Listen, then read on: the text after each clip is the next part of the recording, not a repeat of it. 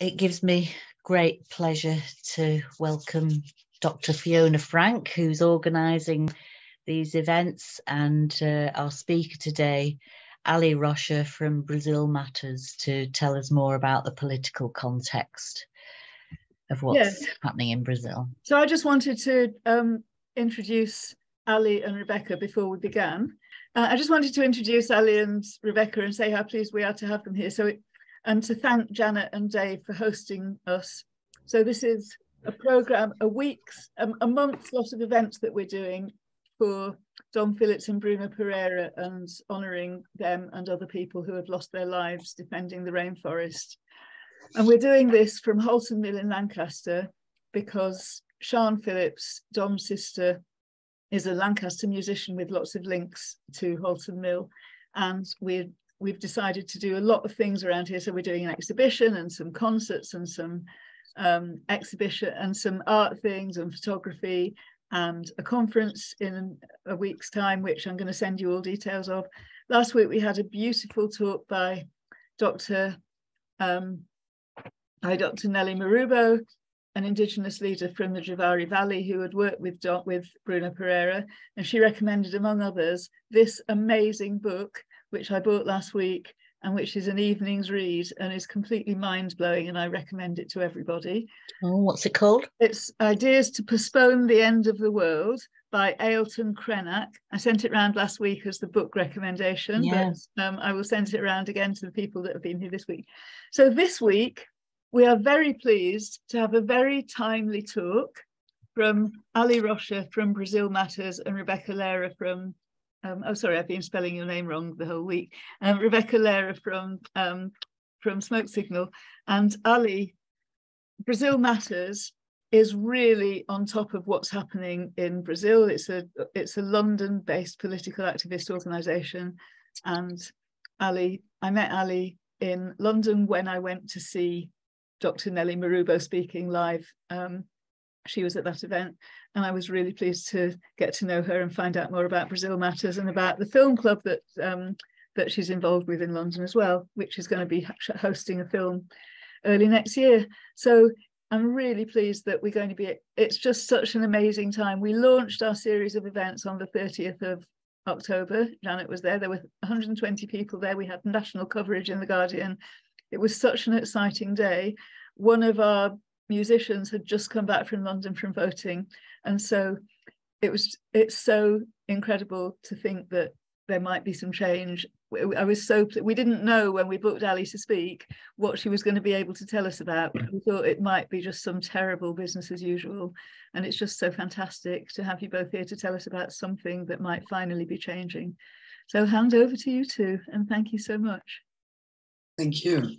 Thanks, Fiona. Thanks for inviting me. But I also wanted to remind you that you forgot our third guest, a very special guest that I invited to be with us in the last moment, which is Jan Rocha, my mother, who was the BBC and Guardian correspondent for many years in Brazil, and who has been following the political situation and the action of different governments in the Amazon in these years. So I'll get back to them a bit later. I'm just gonna start, it's great to have this opportunity to share with everyone a bit of the hope and the excitement that we have, that we're feeling with all the election results. But first of all, I just wanted to say a bit about Brazil Matters, what we do. We're an activist collective, and we work to denounce human rights violations in Brazil and support grassroots movements and activists on the ground and the front line of resistance there. So we do a lot of work with, environmentalists, with indigenous people there, supporting, the different causes that they're fighting. Different. Can everyone hear me okay? Yeah, it's fine. So we try and give visibility to Brazilian issues in the UK because there's not so much news coverage or attention to what happens in Brazil. So we also try to point the role of the UK programs we have in Brazil. So we do this by organizing protest screenings, debates, actions, and we also connect with local groups in the UK who are fighting similar causes. We know that all the things are connected globally more and more. So, you know, we've organized with London Mining Network, Greenpeace, Survival International, some other smaller grassroots organizations. We've denounced British mining. How, you know, there's many ways in which the UK plays a role in what's happening in the Amazon, in the destruction of the Amazon. For example, mining companies, British mining companies, Anglo-American, had several requests to mine in indigenous lands.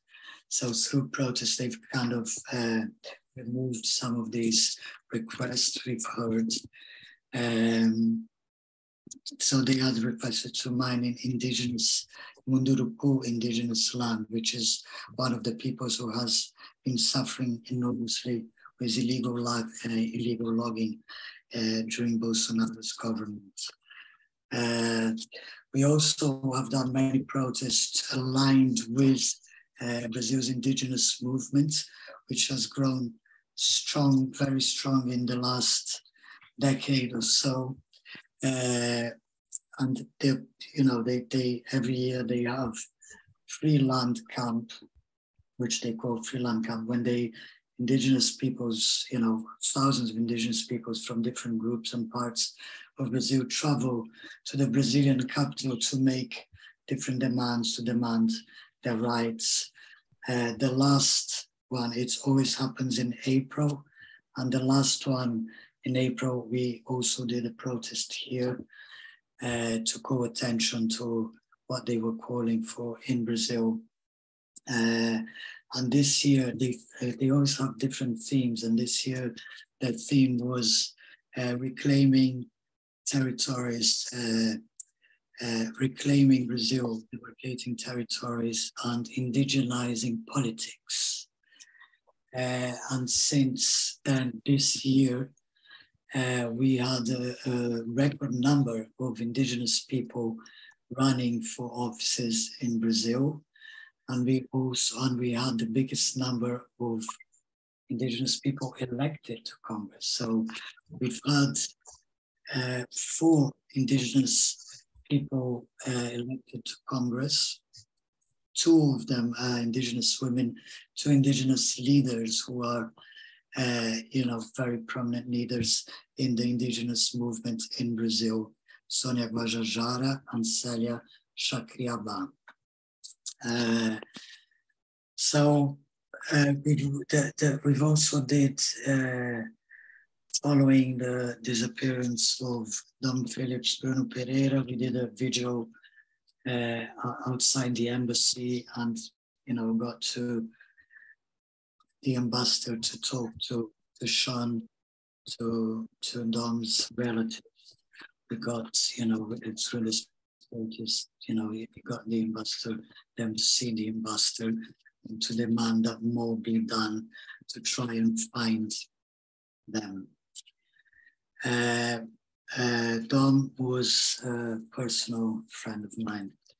At that time, we didn't know what their fate was, but we already had strong suspicion that the outcome would be the tragic outcome that we've had. So I just, you know, wanted to say thank you very much to Rebecca Leder, who's here. Rebecca Leder is the articulator, the coordinator of Smoke Signal, which is a social environmental monitor, like a timeline to accompany the crisis in the environment under Bolsonaro's government. Rebecca is on holidays. After 4 years, she finally managed to get some holidays. So I wanted to say a special thanks for her for joining us today. But the last 4 years have not been easy for any of us who activists who work on, the different causes that Bolsonaro has, been, giving us nightmares every day. The last 2 months were especially stressful and tense, as we didn't know what was going to happen in the elections. There was real danger that Bolsonaro might be re-elected because of the use of the state machine, manipulation, fake news, misinformation, vote buying schemes. The amount of electoral crimes that he committed during his campaign are just unprecedented. No doubt this was the dirtiest electoral campaign in Brazilian history. I couldn't sleep for many nights. We were campaigning, until the very last moment to try and get as many people as possible to vote for Lula. And then finally, late at night on October 30, we finally sighed in relief. We could see light again after years of darkness. We could dream, we can smile again. Luiz Inácio Lula da Silva, Lula, from the Workers' Party, defeated the genocidal climate change denier Jair Bolsonaro by just 1.8% of the votes. It was the most polarized presidential election ever. But his victory was massive and it was historical, because it was only possible because of the progressive forces, the blacks, indigenous, quilombola, the women, the LGBT plus, the workers, who all came together to campaign and to cast their votes on Lula. We knew that the Amazon would not survive another Bolsonaro term. And we defeated Bolsonaro. Brazilian people in all their diversity were responsible for this victory. And I cannot describe how good it feels. It's so powerful, so strong, it's very emotional. Lula's victory is not a victory only for Brazil and for Brazilians. There's a victory for the Amazon, for Latin America, for humanity and for life itself. It was certainly the most important election of our lives. Many indigenous communities and other groups in remote areas of the Amazon and in rural areas didn't have access to transport to go and cast their votes, because local governments who were supposed to provide transport for them as determined by the electoral court, many of them being Bolsonaro supporters, did not provide them with transport, so they couldn't get to the polling stations. And people, they knew of the importance of getting to the polls, so they find all sorts of ways. That some people who walked like 25 kilometers to get to the polls. Then when the poor indigenous peoples, they got two buses on credit to make sure that everyone managed to get to the polls and cast their vote on Lula. They knew that each vote counted. Every vote was needed to defeat Bolsonaro and his government of death. Indigenous people knew better than anyone else how important it was to defeat Bolsonaro. Bolsonaro, as everyone knows, is an enemy of the environment and of forest peoples. Under his government, there's been a record increase in deforestation. There's been advanced logging, cattle grazing, soy plantation, fishing, mining, especially in preservation areas. There's been a dismantlement of government protection agencies and a huge increase in the murder of indigenous people and Amazon defenders. Now we have hope for the Amazon, for the planet, for our future. We are very optimistic because of Lula's legacy in previous mandates, and because he promised to make the defense of the environment a priority of his administration. Lula's previous mandates between 2003 and 2010, 2 mandates, he implemented important environmental policies such as the expansion of protected areas and indigenous territories, and used remote sensing for real-time monitoring of the Amazon. There was also a strategic focus on monitoring and enforcement in areas with high deforestation rates, re-establishing and regulating system of environmental sanctions and making compliance a condition for financial aid. Annual deforestation in the Amazon under Lula's government was reduced by 80%. So the 8 years of Lula's government and then 2 years of Dilma, of his successor governments, the total drop in deforestation rates was 82% in 10 years. So that's massive. And Lula has now pledged to drop the illegal deforestation in the Amazon to zero. He's made very important promises during his campaign.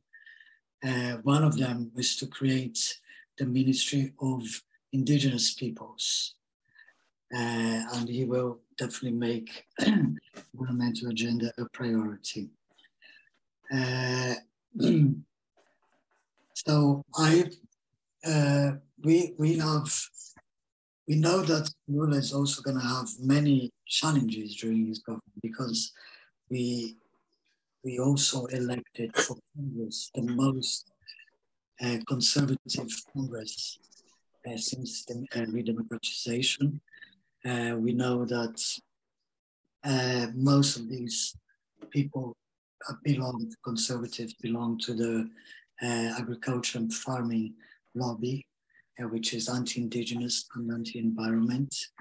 And we also elected 6 of the Amazonian states re-elected Bolsonaro allies of Bolsonaro, who again are anti-indigenous and anti-environment. So these are 2, challenges. These are the forces that Lula is going to have to deal and negotiate with. But a lot of these politicians, they swing, so we call the center, the centrão, or politicians that have right, center right, but they will,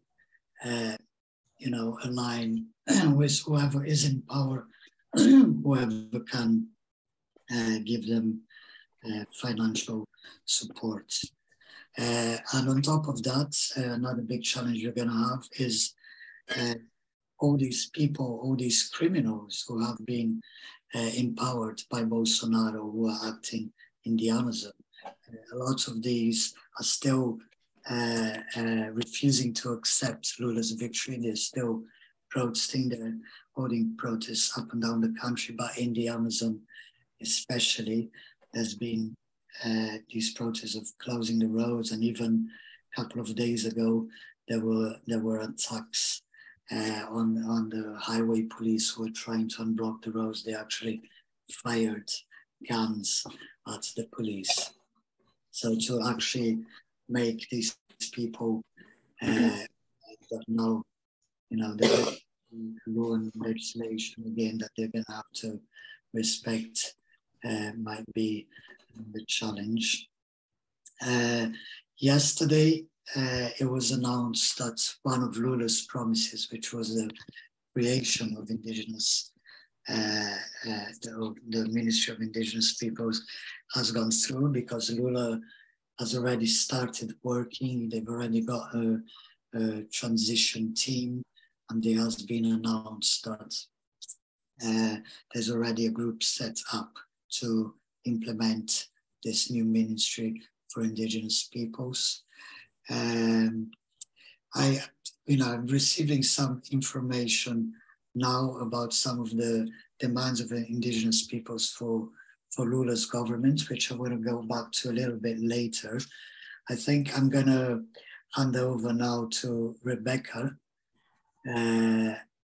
so she can tell us a bit about all this hard work in the last 4 years, and what maybe she can start telling us what prompted her to think and to create this social environmental monitor during Bolsonaro's government. Thank you. Thank you, Ali. Can everybody hear me okay? Okay, yep. So thanks for the invitation to be here today. And as Ali mentioned, I'm in the middle of my holidays. I'm in Germany and my connection is not so good. And I haven't been working now for 10 days. So sorry if I'm a bit slow sometimes, but I'll try to follow up on this great introduction and overview that Ali brought us. So I'm Rebecca, I'm 45 years old. I'm a journalist and I've been working as a human rights and social environmental activist since 1996 in Brazil. So I worked for the Atlantic Rainforest Foundation, then I worked for Greenpeace for 11 years.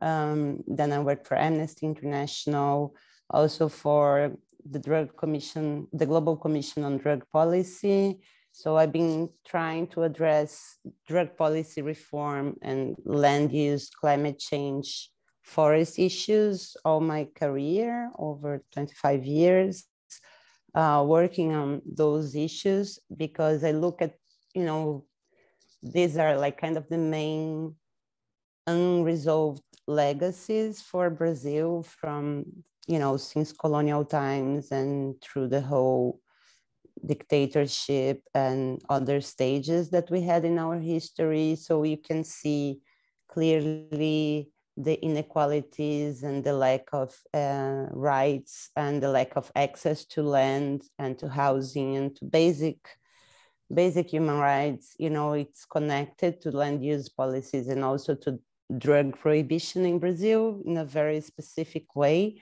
So having been dedicating my life to covering those issues and to helping with strategic communications for these causes for different NGOs and collectivists, and working independently as a consultant since 2016. When Bolsonaro got elected in 2018, I can say that Brazilian civil society, as most of Brazilian society in general, was not ready. I mean, we were in a certain way taken by surprise in a sense that, it happened very fast. I mean, he became a viable candidate and got elected in less than a year. And, in terms of like politics and everything you need to do to set up campaigns and to raise the money and to get organized, it's a very short time. And that happened among a very, now we know, like a very dirty judicial campaign against Lula. He got arrested in the middle of the election. So in 2018, we were kind of like taken aback and we had to deal with a reality as activists that was from day one of his election. He was very outspoken about how we were considered enemies of the countries. He labeled us as terrorists, as criminals. Many of us, including myself, had our private data, such as addresses and social security numbers, leaked among, their social media environment. So that was very scary, to have my private data spread out among them. And from the beginning, as an independent activist, I was thinking, what we can do, like what's our role now in a situation where there was like a high risk of working on the field, as what happened to not only Dom and Bruno, but so many other people showed, and also due to resources and structures and how the state was reacting, the state institutions, like beyond government. So looking at this big picture, I realized in 2019, early 2019, that there was a very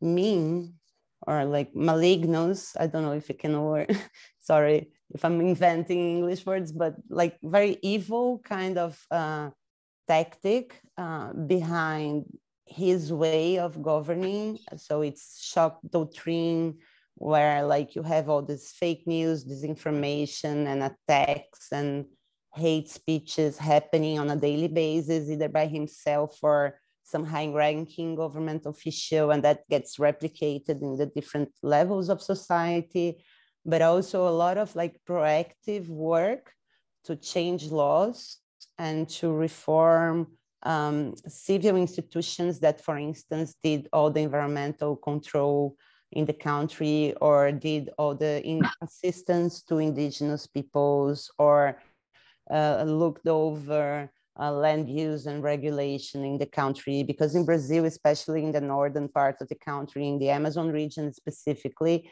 you have millions and millions of hectares of lands that either are public lands or non-designated lands. They are not protected, and they're not used by any specific entity. So they belong to the federal government.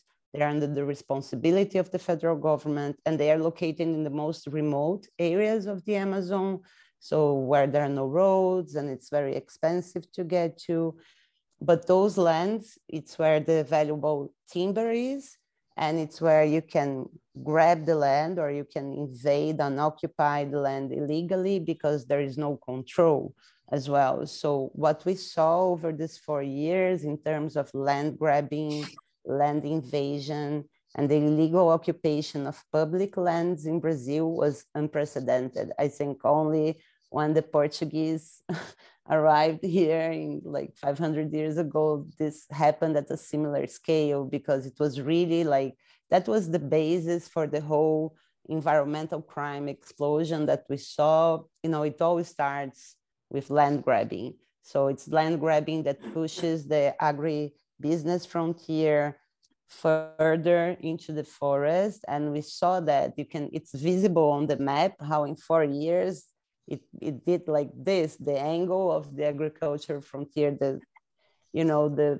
line you see on the map, it just moved further into the most remote and preserved areas of the forest. And I don't think it's random that, Vale do Javari became world known because of violence. And when I lived in the Amazon between 1998 and 2001, and it was already dangerous, like my Greenpeace colleague then was under threat, and we had to hang out with bodyguards.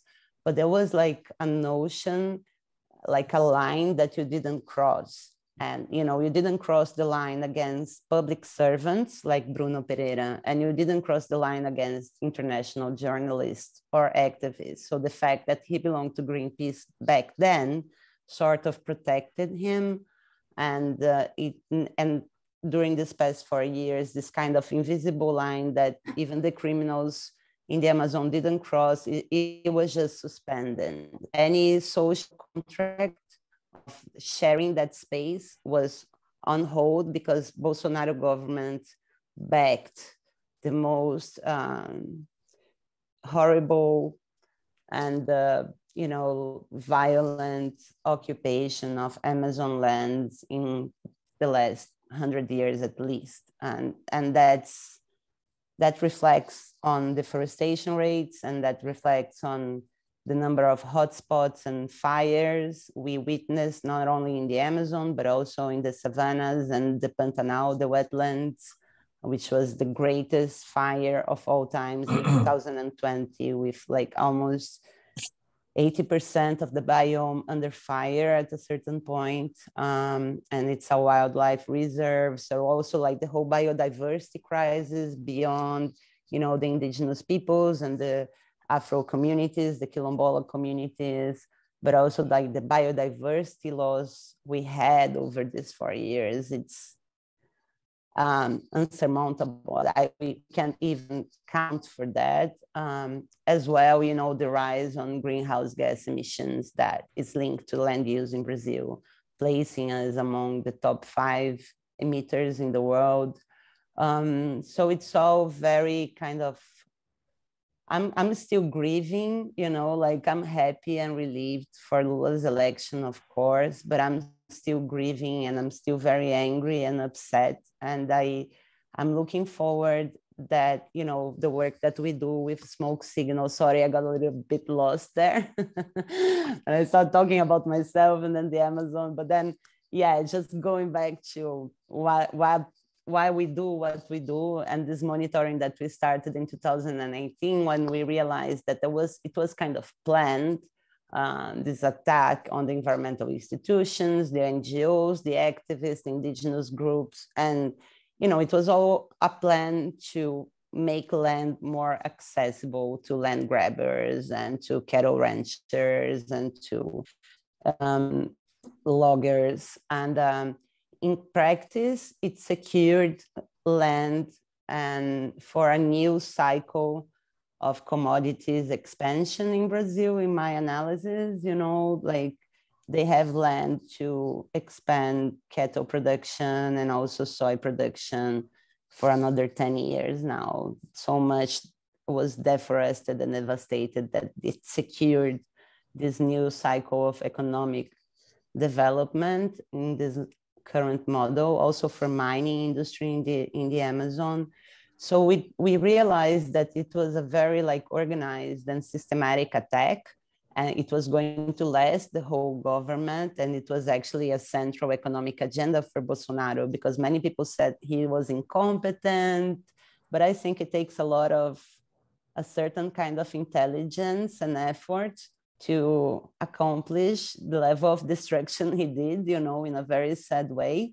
And many people helped him to do that. So including state governors, senators, federal deputies, the whole like Congress machine, but also scientists and journalists and influencers. And, you know, there's a whole chain of people that got involved in this project.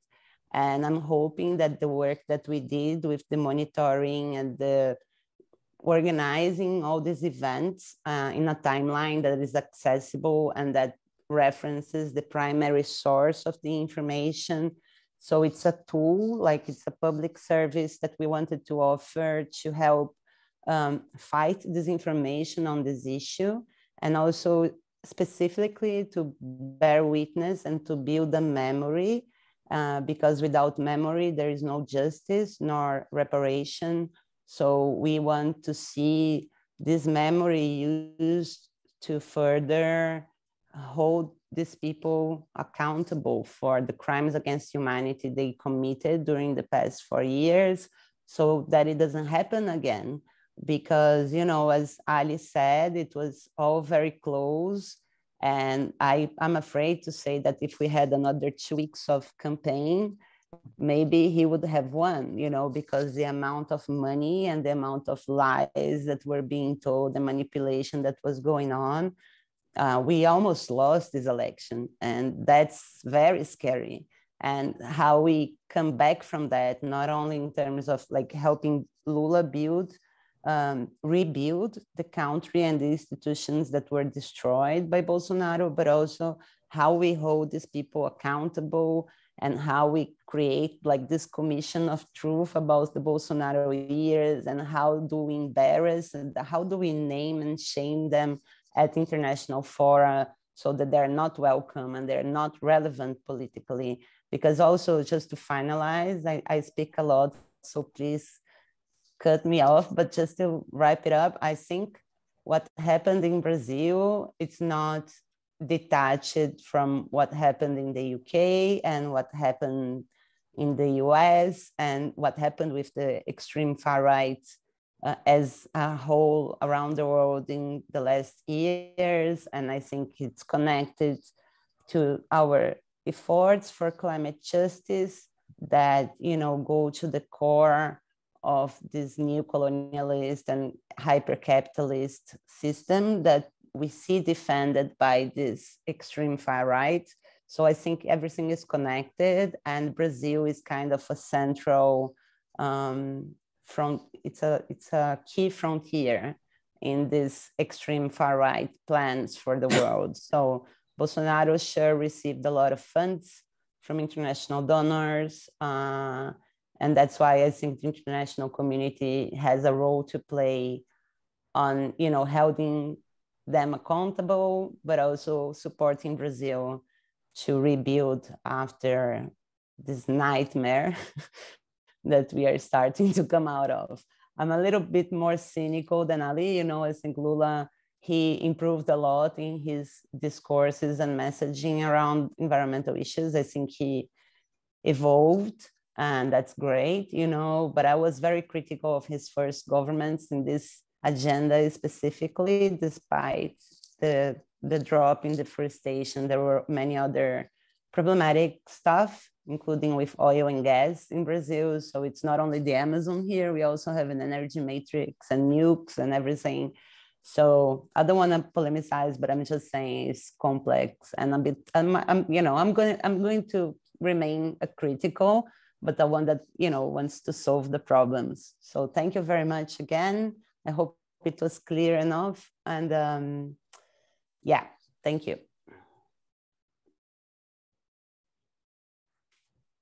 Thank you very much, Rebecca.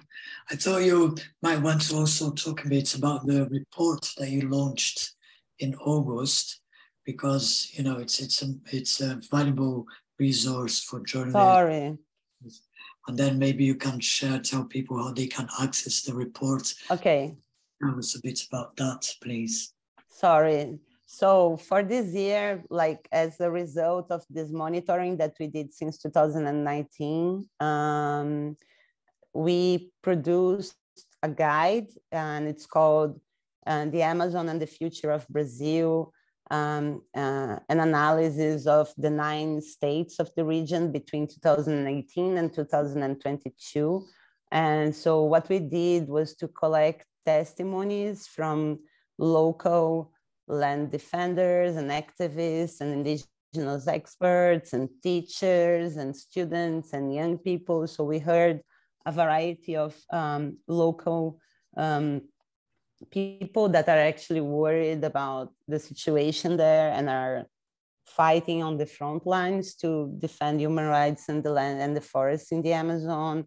And based on those testimonies I did some research with the best available data from universities and civil society institutions, and also official organizations and NASA. And for each of the 9 states, we look at deforestation and land use, indigenous emergency, disinformation and fake news, how that played a role at the local level, how the state government looked like, the state assemblies, and also the representation of each state at the National Congress in Brasilia. So the Amazon Caucus, how they behaved towards key legislation that Bolsonaro tried to advance in Congress, and also how they behaved in terms of like the overall budget of the government. And we just tried to give like an in-depth look into each of the 9 states. And now we are preparing like an updated insert post-election to show how, the Amazon Caucus is going to look at the next Congress. And it's not good. It actually got a lot worse.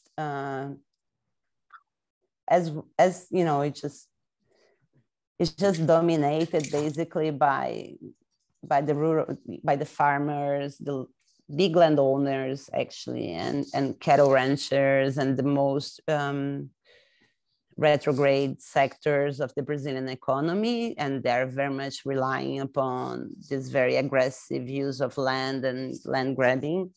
And also the governors, as Ali said, out of the 9 states, 7 have a Bolsonaro allies as state governments, and that's going to prove to be a real challenge for Lula in terms of distributing funds from the Amazon Fund and making sure that the environmental agencies are allowed to work. And just to finalize, I think we also covered violence, and each state has a massacre or a very violent killing related to human rights defenders in the region. And, you know, some stories get more attention than others, but all of them communicate that it was really a project and not an isolated case. You know, what happened to Bruno and what happened to Dom and what happened to many other indigenous leaders and activists in Brazil over the past 4 years. Yeah, so I'm gonna put on the chat the links to the Twitter and to our website. We have a Twitter in English as well that we try to curate the best coverage about Brazil and also from Brazil in English. So to network with you guys, so you're most welcome to follow us and join us and share your concerns with us as well. We aim to keep the monitoring at least for the next 100 days of the new government. And then we are evaluating how to use this memory in, you know, at the International Criminal Court or whatever international effort happens to make them accountable. So you can count on us on that. Thank you very much. Thank you, Rebecca, and thanks for all this amazing work that you do and you've done, especially in the last 4 years. I'm gonna now pass over to Jan Rocha. Jan, like I said previously, is a journalist. She's written some books. She's been BBC correspondent during the dictatorship, and then on for a few more years, and then became also the Guardian correspondent.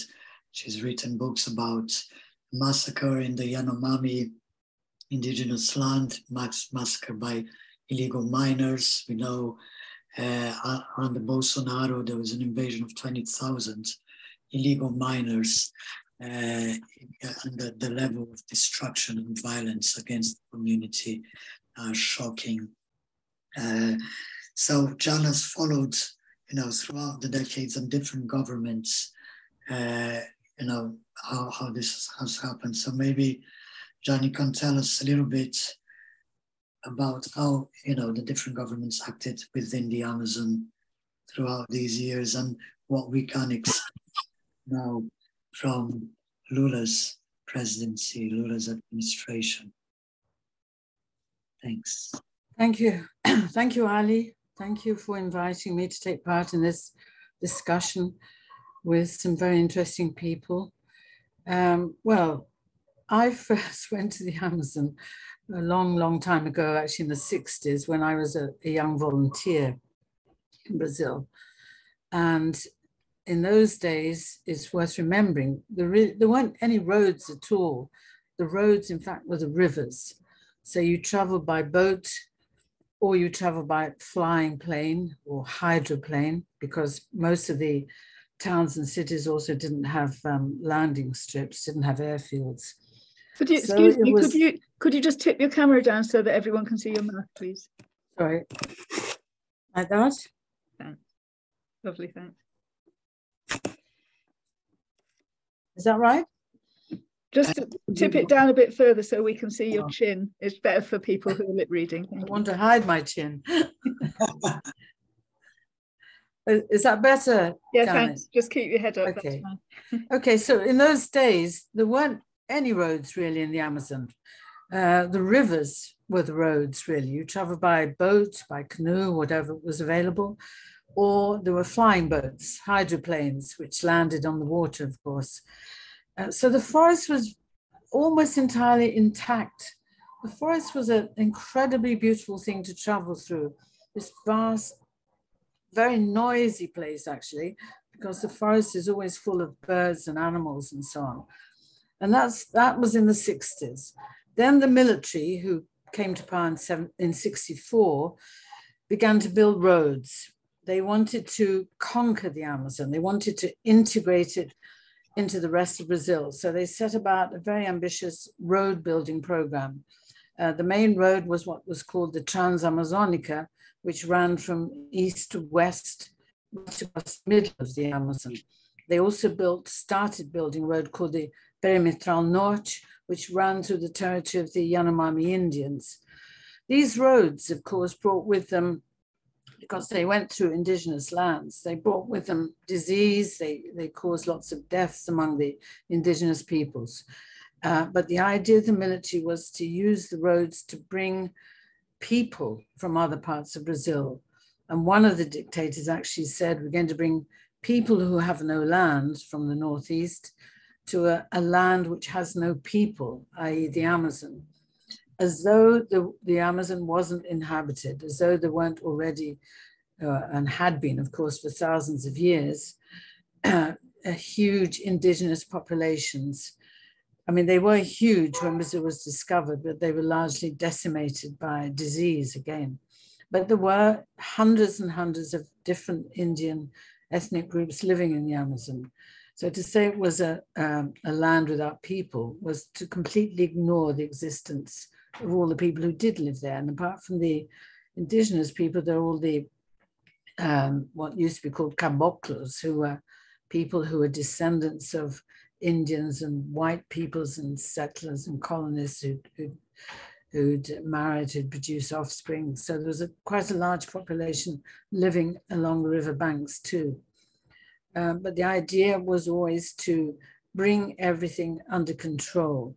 So people were bussed up also from the south of Brazil, from places like Rio Grande do Sul, where there was very little land left. And there was no intention of dividing up the big estates. There was no intention of having a land reform. So the solution was to take people thousands of miles away up to the Amazon and dump them in the forest with a bit of land there. And this is the origin of many of the people who live in the Amazon today. They are the descendants of people who were bussed up there or brought over from the northeast to people the Amazon. And in fact, this wasn't the first time this sort of thing had happened, because during the Second World War, Brazil was seen by the Americans as an important source of rubber, because the plantations in the east, in Malaya and so on, had been lost to the Japanese. So there was a desperate need for rubber for all the vehicles.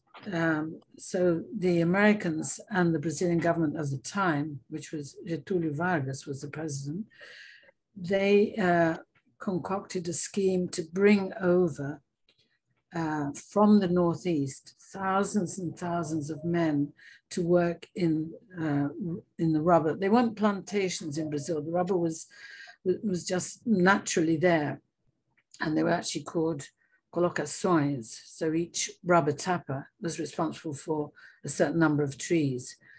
This again was a disastrous plan, because so many people, so many men just died, or were attacked by wild animals, died of hunger very often because they're abandoned in the forest. The rubber was supposed to be collected by boats. They didn't always arrive. So again, it was a time of when imposing a solution on the Amazon, which left behind many victims. When actually I went to the state of Acre, which is a state in the far west of the Amazon, in the late 1980s, to meet Chico Mendes, I met one of these rubber tappers, an old man then, of course, about 70, who had never managed to get back to his home estate, and was finally, I think the Red Cross or somebody had given him his ticket money, and he was finally able to go back to his home estate after being in Acre since the war. As I said, I went to meet, in fact, Chico Mendes, who is another person who gave his life in the name of saving the rainforests. And he was murdered in 1988. He was the leader of the rubber tappers. He organized what were called then, I've forgotten what they were called now. But anyway, groups of people, I mean, men, women, and children. Exactly, but to stand in the way of the loggers as they came to cut down their trees or knock down their trees. They used chains strung between tractors to bring down the trees. So the people would go to a particular area where they knew that the farmers wanted to log, and they would stand in the way and stop them logging it down. But I remember very clearly how amazed we were when we traveled around the state of Acre, how amazed we were by all the smoke.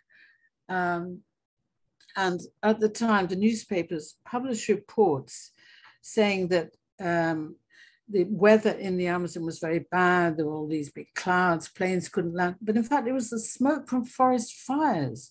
Only nobody recognized it then. And even when we went, I was traveling with another journalist, Sue Bramford, when we got a bus to go from the capital of Acre, Rio Branco, to Brasileia to meet Chico Mendes, who lived more or less in hiding at that time because he was being threatened all the time. And we drove through clouds of smoke. It was quite amazing. And we met Chico Mendes in Brasileia, so he could talk about his work. He was already being recognized on the world stage. He was invited to Washington because he denounced the funding made by the International Monetary Fund for farmers. We met him, I remember I interviewed him in a little square in the middle of the town, and he had his small daughter on his lap. But I always remember that he never really looked at me. He was always looking from side to side. And then I realized after a while that he was always expecting someone to come up and shoot him. And of course, a year or so later, they did. They shot him outside the back door of his own house and murdered him. And that has been a fate, of course, of many Amazon defenders, right up to Bruno Pereira and Dom Phillips today. But so many people have in fact been killed when they tried to defend the rainforest, tried to defend the people who lived in the rainforest, tried to speak out about environmental destruction. And it's interesting to think that over the year, I mean, I've been writing about the Amazon, as Ali said, for a rather long time, all through the dictatorship and afterwards. And I remember, because I've been looking at a lot of my old stories recently. In fact, I put a selection of them into a book and published it here. But even in those days, and we're talking about sort of 74, 75, there were invasions of Indian lands, indigenous lands. The military plan for the Amazon was to build roads to make it more accessible, to bring people to colonize it, but also to encourage large cattle farms.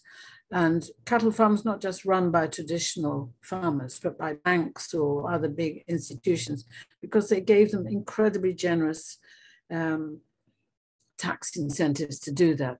So these huge farms, one of them was, for example, Volkswagen would just buy up vast tracts of land at almost the price, minimal prices.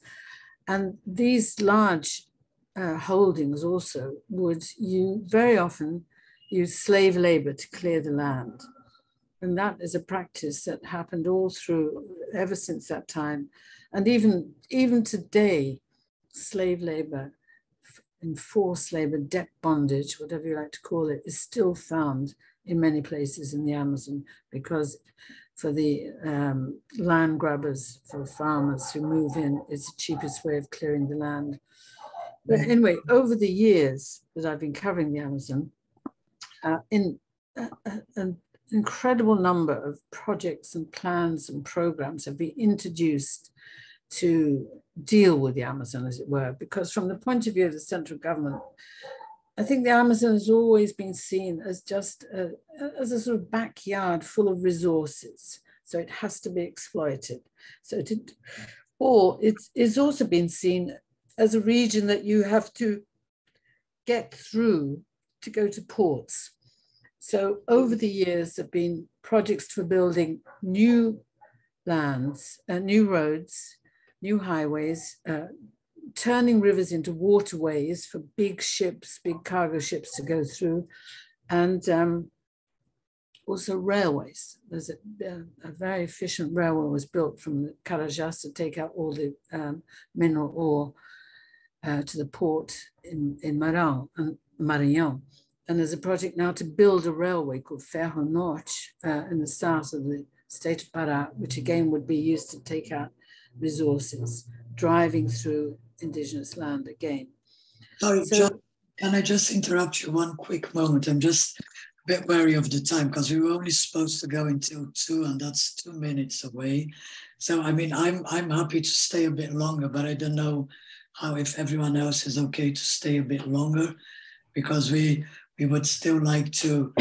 Yeah, we've no rush to finish. No It's rush okay. to finish. Yeah, okay. But what I could do is move on to today and what's happening today.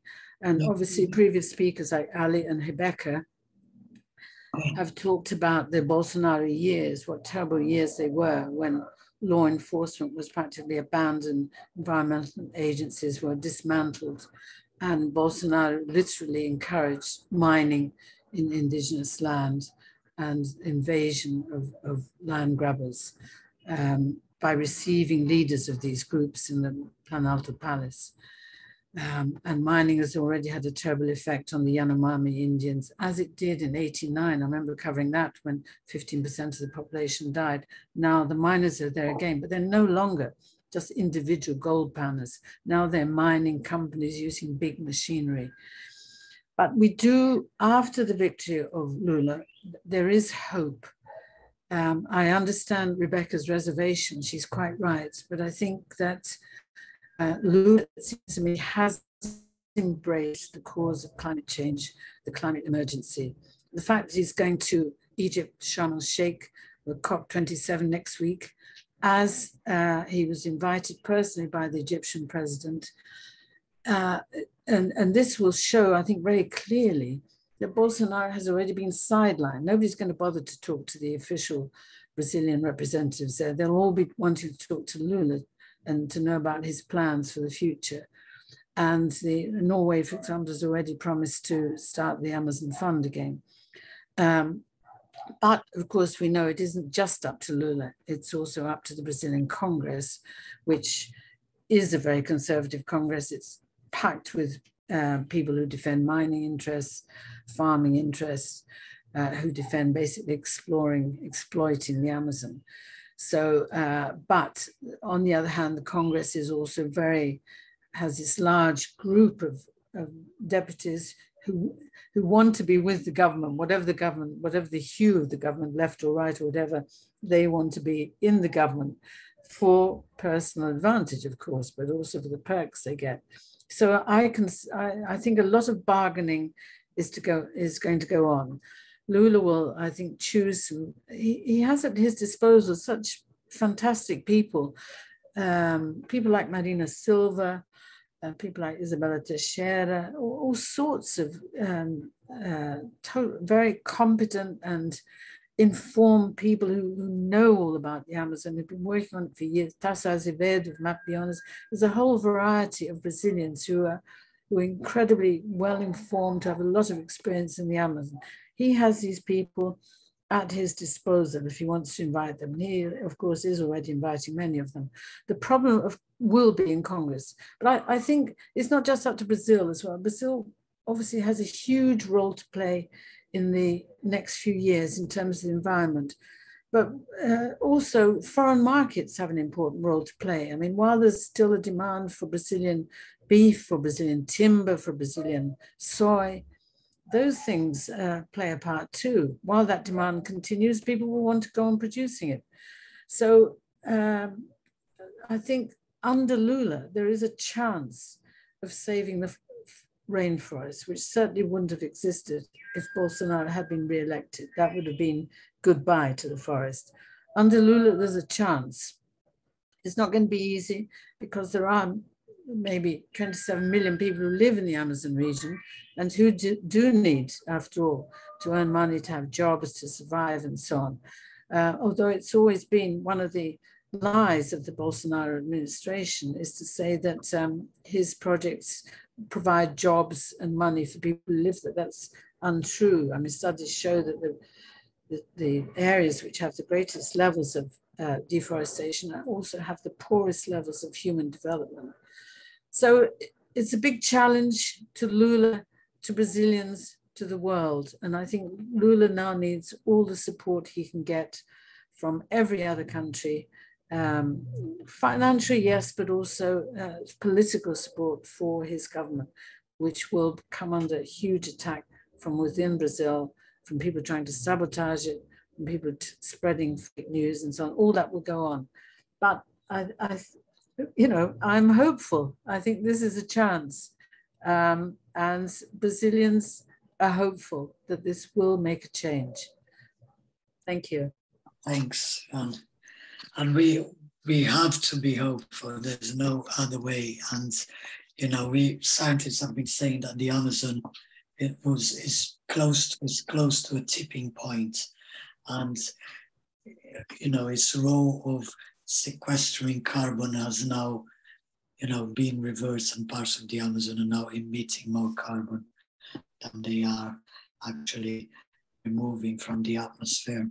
So, that we still have 2 months of, a month and a bit of Bolsonaro's government. We know that there's congressmen who are going to try and advance these anti-environment, anti-indigenous bills in Congress while Bolsonaro is still there.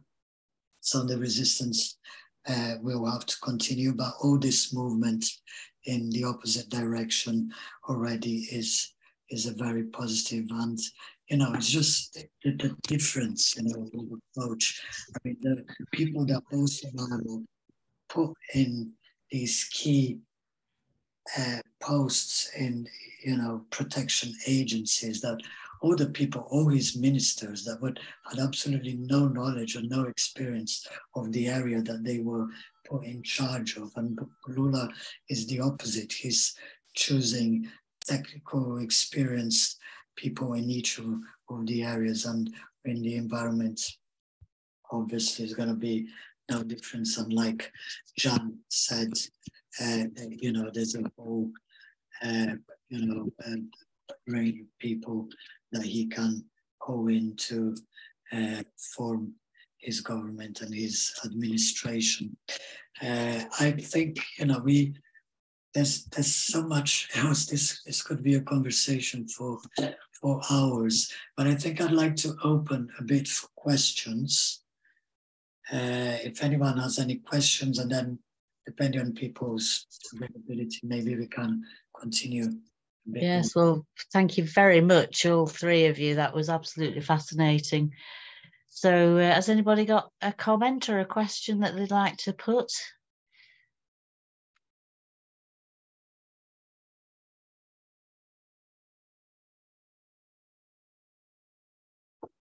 Maybe not. Well, I'd like to ask something. So where has Bolsonaro been since the election? Has he been seen in public? Well, it took almost 48 hours for him to make first appearance. His speech, he didn't concede. No. So he made like a 2-minute speech, just thanking the people who voted for him. He hasn't, he's been having a very reduced agenda. I don't know, what he's kind of more or less, he's just fallen into the background. He was hoping that all the people, his supporters, who were trying to question the election results, and that, depending on the size of these protests, of these movements, there might be a justification, excuse for him to call on the armed forces to reestablish order in the country. So I think he was kind of waiting a bit for this, and then when it became obvious that that was not going to happen, then he finally came out to make the very poor. Yeah. And he's now he says he's gonna refuse to pass on, sorry, what do you call the faixa? The faixa presidencial, what do you call it? The presidential ribbon. It's the sash. Oh, right. Oh, yeah. So he's such a coward. He's such a coward. Yeah. He's behaving like the coward he is. And I think he's also my impression is that, you know, he made all these threats of coups and insurrections, but in fact, he's trying to negotiate a sort of a deal that would protect him and his sons from going to prison, because they face real risk as long as they don't have, they're not covered by immunity any longer, as they don't occupy, hold office, you know. So I think, you know, that they raise their voices kind of like, we have the power if we want, but it's not quite. So now, I don't know. I'm enjoying to see him lose, you know, and not even being able to stand up for himself. And he's such a coward. And he's a loser. So there was two of his sons are reported to have gone to the Italian embassy to seek Italian citizenship. Oh, maybe they're hoping to escape to Italy. I guess as Anat. Yeah, Anat and Roger have got a hand up, and then Charles had one up. So I'll come back to you, Charles, next. Thank you. I just wanted to ask, it was related to the pandemic. We did hear what an awfully high mortality rate there was in Brazil. But we heard particularly about big cities like Sao Paulo in particular. But Jan mentioned the population of the Amazon being something like 27 million. I just wondered how bad the people of the Amazon region fared in the pandemic. Do you know about that? Yeah. Hello, Roger. Thanks for the question. Yes, you're right to ask, because in fact, what happened was that indigenous groups were largely left to their own devices. There was a much higher death rate among indigenous peoples, including many of the old people. And this for indigenous people was a terrible loss, because the older people were seen as their memories. They had the knowledge. They were seen as the libraries, if you like, of the Amazon. Many of these people died from the lack of care. Also in the capital of the Amazon, the state of Amazonas, Manaus, in January, I think it was, there was a terrible crisis of lack of oxygen. People were dying they got people to hospital, but then they were dying on the floor. Their own relatives had to set out in desperate searches looking for oxygen tubes, because the federal government just took so long to supply them. And in fact, the first oxygen tubes to reach Manaus came from neighboring Venezuela country, which is attacked very frequently by Bolsonaro, but they sent lorry loads carrying oxygen tubes to Manaus, and they were the first ones to get there before supplies reached Manaus from other parts of Brazil. So the Amazon population, I think, fared very badly during the pandemic. Oh, thank you. Charles, did you have a question? Yes, I thanks very much for the talk. Obviously we can, from over here in the UK, we can read, we can educate ourselves. What are the most practical things we can do to actually help? Are the projects we can invest in? Are the charities and organizations we can give money to? Are the things we should buy or not buy? What's the most helpful thing we can all do from over here? Okay, so at Brazil Matters, we support some campaigns, and we support different campaigns from the indigenous peoples in Brazil, and also we try and replicate and do joint campaigns with the groups campaigning here, to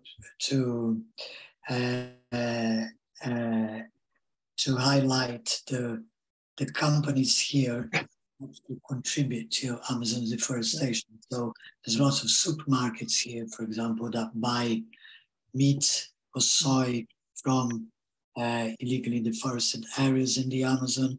So there's some campaigns along those lines. Gold, a lot of the gold illegally mined in Brazil comes to the UK.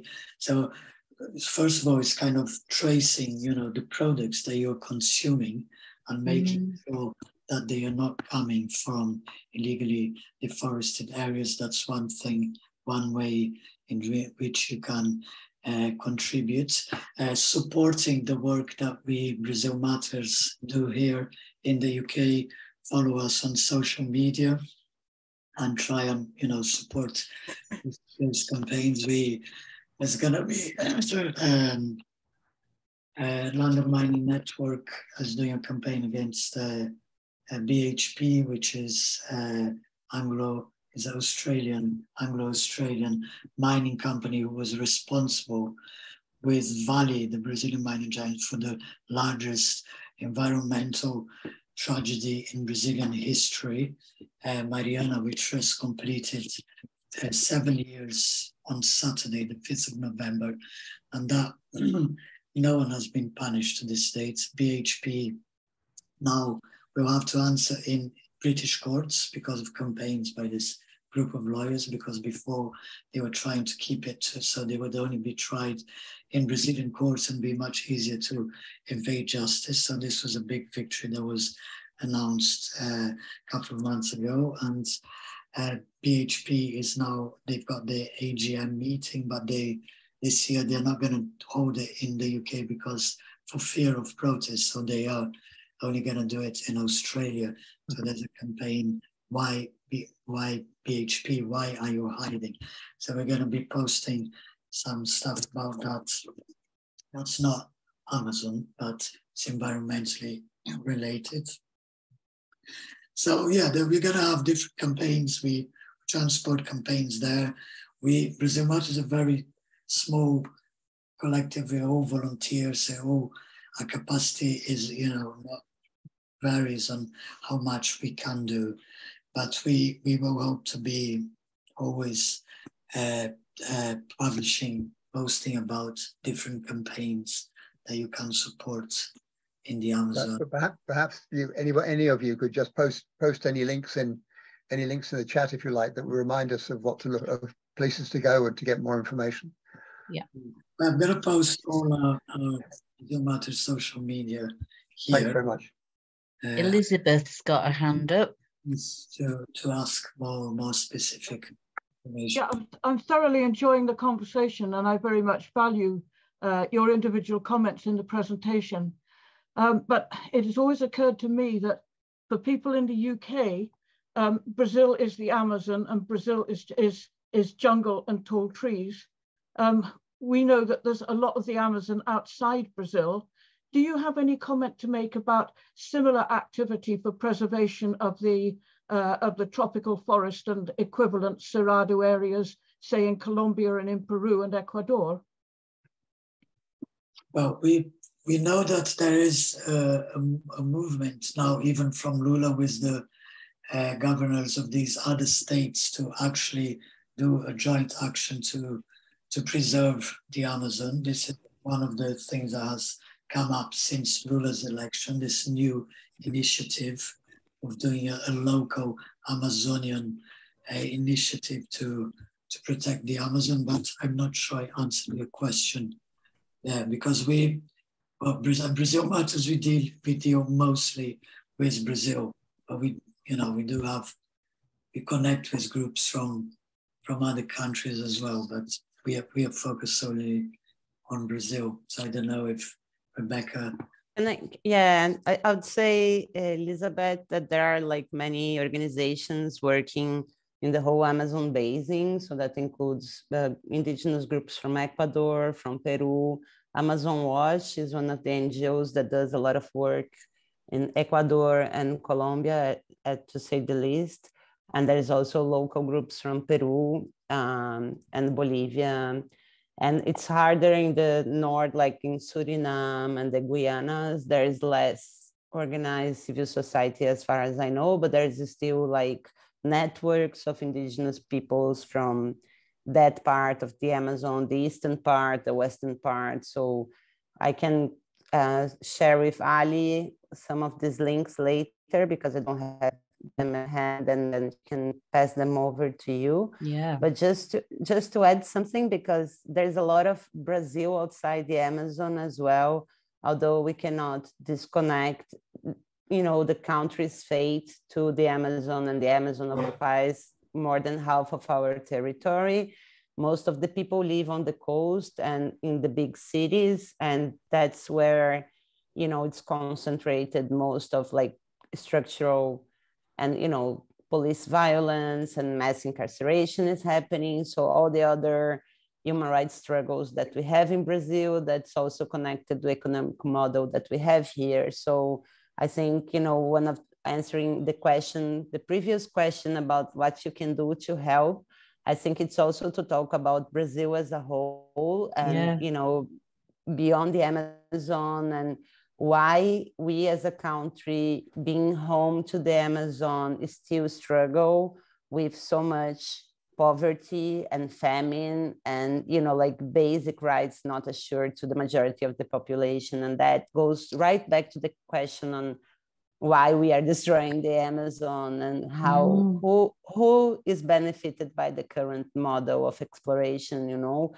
So please talk about Brazil as a whole, and you know, get to know about our other problems, the Black youth genocide that happens here. We are one of the countries where more Black youth dies by violent deaths like murderers and police violence and traffic accidents. So I think there's a, like the whole context also helps to understand why the Amazon goes on like the way it goes on. So like, yeah, just as a reminder, you know, and actually I need to leave because I mixed up the time zones and I had to move around another commitment that I had. Yes, in the middle of the holidays and the time zones, I'm kind of like, I'm sorry, but it was really nice to talk to you. Thanks again for the opportunity. It was lovely to have you with us.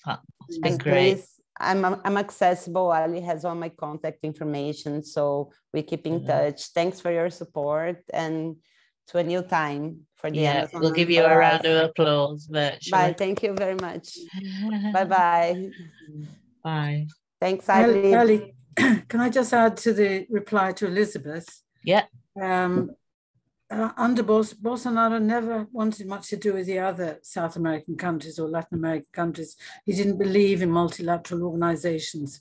So he never took part in these, in any sort of meeting with other countries, only when he practically had to. But there is an Amazonian pact of the countries in the Amazon, I think it's 8 or 9 countries. And under Lula, who does believe in multilateral organizations, I'm absolutely sure that these regional collections of countries or organizations of countries will once again become an important factor in trying to organize multilateral